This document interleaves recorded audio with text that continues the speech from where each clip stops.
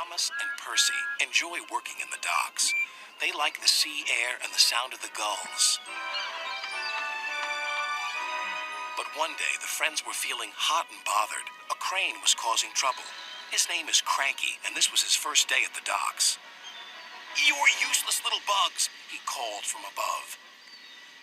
"If you put these freight cars on the inside lines, then I wouldn't have so far to travel."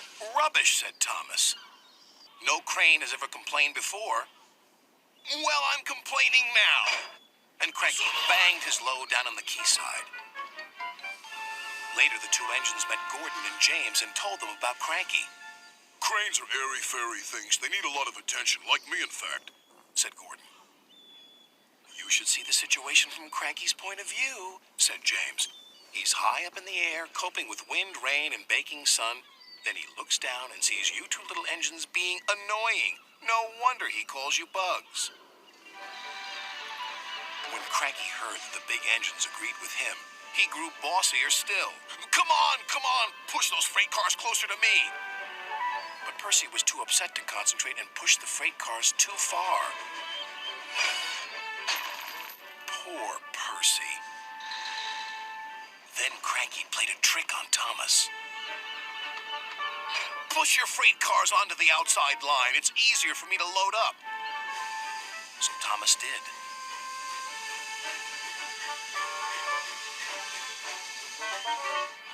But Cranky left the loads beside the freight cars, not in them.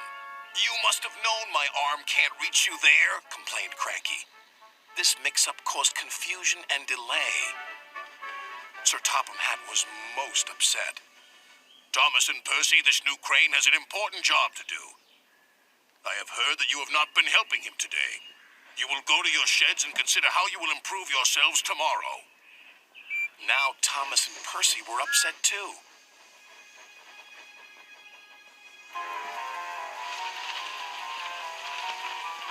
That evening, a big storm raged across the island.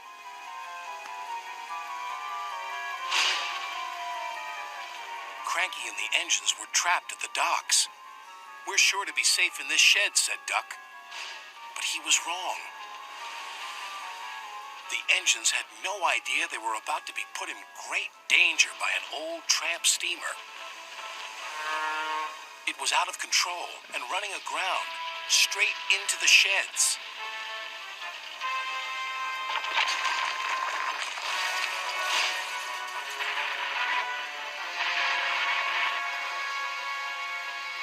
Ah! "Help!" called the engines from inside the shed. "I can't!" called Cranky. When the storm was over, Sir Topham Hatt rushed to the scene of destruction. "Thomas and Percy will help you," he called to Cranky.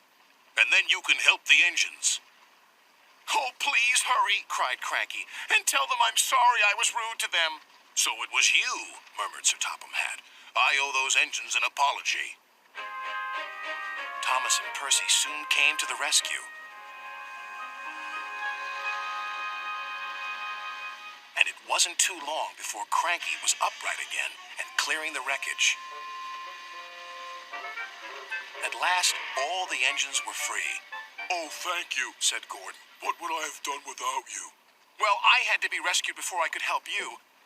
But I never thought it would be by a couple of Cranky was about to say bugs, but he quickly corrected himself. "Small engines, thank you. I'll never be rude again. However, you two mites are in my way, so move over."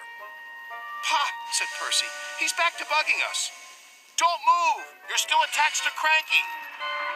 But it was too late. Cranky still looks down on the two little engines. But ever since that stormy night, he never calls them bugs or mites, because he knows they might bite back.